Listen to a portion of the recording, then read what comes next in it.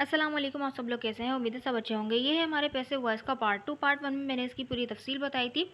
इसका ओरिजिन बताया था कि पैसिव वॉइस को हम क्यों इस्तेमाल करते हैं, क्या-क्या उसके ट्रिक्स हैं, क्या उसमें क्या ज़रूरी होता है। अगर आपने वो वीडियो नहीं देखी तो वो देख लीजिएगा। उसमें मैंने जो है 3 टेंसेस कवर कर दिए थे, जो तीनों इंडेफिनिट टेंसेस यानी प्रेज़ेंट, पास्ट, फ्यूचर और इंडेफिनिट को कवर कर दिया था। अब यहाँ पे जो हम पढ़ने वाले हैं 3 परफेक्ट टेंसेस पढ़ने वाले हैं और 2 कंटीन्यूअस टेंसेस पढ़ने वाले हैं, क्योंकि फ्यूचर कंटीन्यूअस का जो है पैसिव नहीं बनता। वो मैंने फर्स्ट वीडियो में बता दिया कि किसके पैसिव नहीं बनते। So let's begin with the perfect tenses. ठीक है, परफेक्ट टेंसेस हम पढ़ने वाले हैं। इसके अंदर प्रेजेंट परफेक्ट को पढ़ेंगे, पास्ट परफेक्ट और future perfect. So let's begin. देखें, प्रेजेंट परफेक्ट जो हमारा टेंस होता है उसका जो पॉजिटिव सेंटेंस होता है ना, वो क्या होता है, subject plus has plus verb की थर्ड फॉर्म होती है। ठीक है, और पैसिव वॉइस का ये रूल है, हम हेल्पिंग वर्ब के बाद बी की फॉर्म ज़रूर लगाते हैं। और बी की फॉर्म हम इस तरह से लगाते हैं, उसके बाद आने वाला जो मेन वर्ब है ना, जिस फॉर्म में आ रहा होगा उसी फॉर्म का लगाते हैं। तो यहाँ पर हमारी वर्ब की थर्ड फॉर्म आ रही है, तो यहाँ पे बी की जो थर्ड फॉर्म होगी बीन, तो हम यहाँ पे बीन का यूज़ करेंगे। और वो जो पैसिव वॉइस के लिए थर्ड फॉर्म है वो बीन के बाद आ जाएगी, वो तो हमारी फिक्स रहेगी। ठीक है, देखिए स्ट्रक्चर क्या बनेगा। सब्जेक्ट आएगा, यानी हमारा जो ऑब्जेक्ट सब्जेक्ट बनता है ये तो हमें पता ही है। ठीक है, फिर उसके बाद आएगा हैव हैज़, यानी सब्जेक्ट के अकॉर्डिंग आएगा हैव हैज़। और फिर आ जाएगा बीन, बीन के बाद आएगी वर्ब की थर्ड फॉर्म। और वर्ब की थर्ड फॉर्म के बाद अगर कोई अदर वर्ड्स होंगे तो वो आ जाएंगे। अगर बाय लगा के सब्जेक्ट लगाना हो तो लगा दीजिएगा, वरना नेसेसरी नहीं होता, क्योंकि हमारा जो फोकस होता है पैसिव वॉइस में वो ऑब्जेक्ट पर ही होता है। So let's see with the help of sentences. चाय पहले ही बन चुकी है। चाय पहले ही बन चुकी है, तो यहाँ पर जो है चाय बनाने वाले का पता होगा कि हाँ इसने बनाई है, तो चाय पहले ही बन चुकी है। तो यहाँ पे चाय बनाने वाले का जिक्र नहीं है। The tea has already been made. The tea has already been made, ये जो ऑलरेडी है वो पहले ही के लिए हमने यहाँ पे एक एडवर्ब को यूज़ किया, तो ये हेल्पिंग वर्ब के बाद आता है। और हेल्पिंग वर्ब यहाँ पे अभी हैज़ है, तो हैज़ के बाद आ गया। ठीक है, the tea has already been made, चाय पहले ही बन चुकी है। ठीक है, नेक्स्ट सेंटेंस देखें। कपड़े धुल गए हैं। कपड़े धुल गए हैं तो बनेगा the clothes have been washed. The clothes have been washed. ठीक है, नेक्स्ट सेंटेंस। किताबें खरीदी जा चुकी हैं। किताबें खरीदी जा चुकी हैं तो बनेगा the books have been bought. The books have been bought, ये हमारा हो गया एक पॉजिटिव सेंटेंस प्रेजेंट परफेक्ट का। अगर नेगेटिव बनाना चाहें तो बस क्या करेंगे, देखें, बस हैव इसके बाद नॉट आ जाएगा, तो सब्जेक्ट यानी हमारा जो ऑब्जेक्ट सब्जेक्ट बनेगा वो आएगा, फिर उसके बाद हैव इज, यानी हैव इज में तो कोई एक सब्जेक्ट के हिसाब से, फिर उसके बाद आ गया नॉट, नॉट के बाद बीन, और फिर वर्ब की थर्ड फॉर्म। वर्ब की थर्ड फॉर्म के बाद अगर कोई अदर वर्ड आने होंगे तो आ जाएंगे। ठीक है, और अगर बाय लग के सब्जेक्ट लगाना है तो लगा दें, वरना ये ऑप्शनल है। ठीक है, तो सेंटेंस इज, घर का काम अभी तक नहीं हुआ है। घर का काम अभी तक नहीं हुआ है तो बनेगा the household chores have not been done yet. The household chores have not been done yet, घर का काम अभी तक नहीं हुआ है। नेक्स्ट सेंटेंस, खाना अभी तक नहीं पका है तो बनेगा the food has not been cooked yet. The food has not been cooked yet. Next sentence, घर साफ नहीं हुआ है। घर साफ नहीं हुआ है तो बोलेंगे the house has not cleaned. The house has not been cleaned, यानी घर अभी साफ नहीं किया गया है। ठीक है, अगर इसका हम इंटेरोगेटिव बनाना चाहें तो बस क्या होगा कि एक हेल्पिंग वर्ब हमारा पहले आ जाएगा, यानी कि हैव हैज़ को हम पहले लगा देंगे। तो एक ही है ना ये, हैव तो सब्जेक्ट में अगर कोई प्लूरल नेम होंगे तो वहाँ पे सब्जेक्ट हैव आ जाएगा, और अगर कोई सिंगुलर होगा तो यहाँ पर हैज़ आ जाएगा, है ना, यही होगा। फिर उसके बाद आएगा बीन, बीन के बाद वर्ब की थर्ड फॉर्म, और फिर अगर कोई अदर वर्ड्स होंगे तो आ जाएंगे, वरना सब्जेक्ट लग जाएगा अगर आप लगाना चाहें बाय लगा के। तो सेंटेंसेस, क्या उन्हें इतला दी जा चुकी है, तो बनेगा have they been informed. Have they been informed. Next sentence, क्या सामान भिजवा दिया गया है। क्या सामान भिजवा दिया गया है, बनेगा have the item been shipped. Have the items been shipped, क्या सामान भिजवा दिया गया है। नेक्स्ट सेंटेंस, क्या ये घर फरोख्त हो चुका है। क्या ये घर फरोख्त हो चुका है तो बनेगा has this house been sold. Has this house been sold.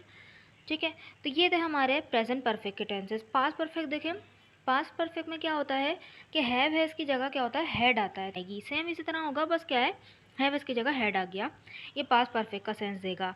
Subject वही ऑब्जेक्ट जो हमारा सब्जेक्ट बना, फिर उसके बाद आ गया हैड बीन। हैड बीन के बाद वर्ब की थर्ड फॉर्म। वर्ब की थर्ड फॉर्म के बाद अगर कोई अदर वर्ड आने होंगे तो लिख दीजिएगा, वरना उसके बाद अगर बाय सब्जेक्ट लगाना चाहें तो लगा दें। सो सेंटेंसेस, उसे बचपन में भी अगवा कर लिया गया था। उसे बचपन में भी अगवा कर लिया गया था तो बनेगा he had also been kidnapped in childhood. He had also been kidnapped in childhood. Next sentence, next sentence, हमारी 2 साल पहले मंगनी कर दी गई थी, तो बनेगा we had been engaged 2 years ago। We had been engage 2 years ago, या आप बोल सकते हैं कि we had been engage before 2 years। ठीक है। नेक्स्ट सेंटेंस, मेरे वहाँ पहुँचने से पहले प्रोग्राम शुरू किया जा चुका था।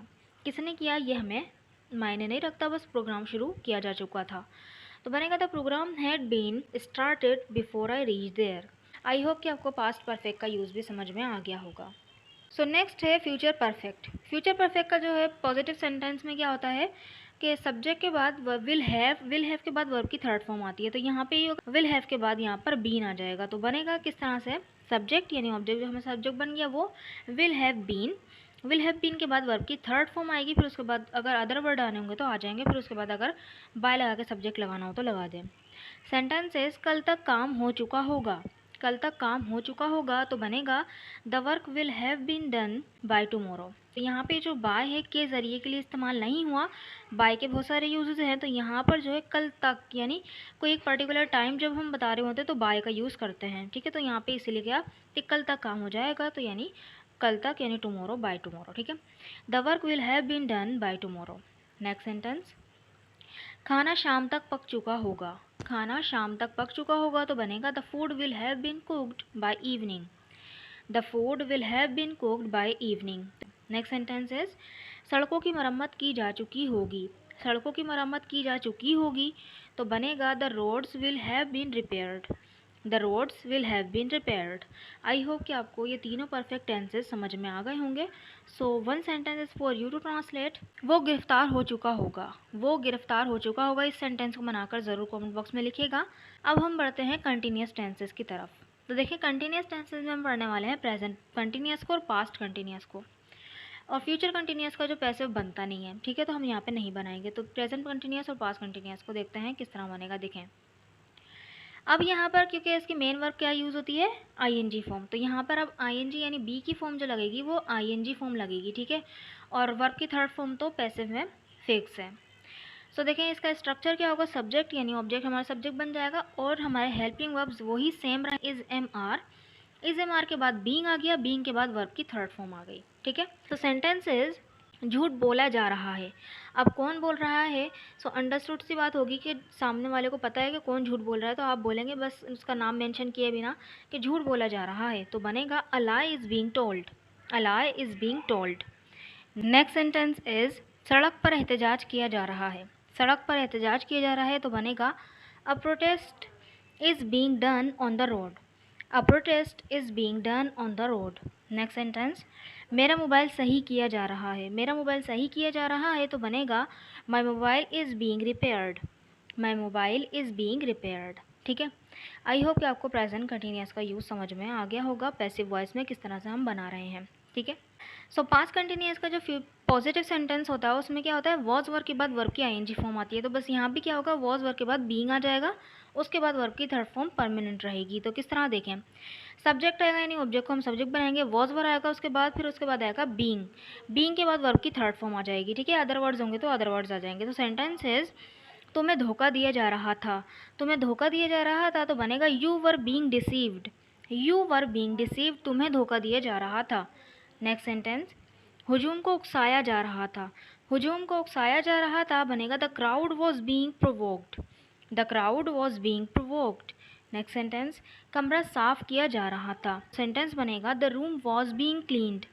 The room was being cleaned. I hope कि आपको पास्ट कंटिन्यूअस का भी यूज़ समझ में आ गया होगा। सो आई होप आपको सारे टेंसेस के पैसिव वॉइस समझ में आ गए होंगे क्लियरली। बहुत आसान है, ज़्यादा मुश्किल नहीं है, सिंपली हम आराम से बना सकते हैं हर किसी के पैसिव वॉइस को।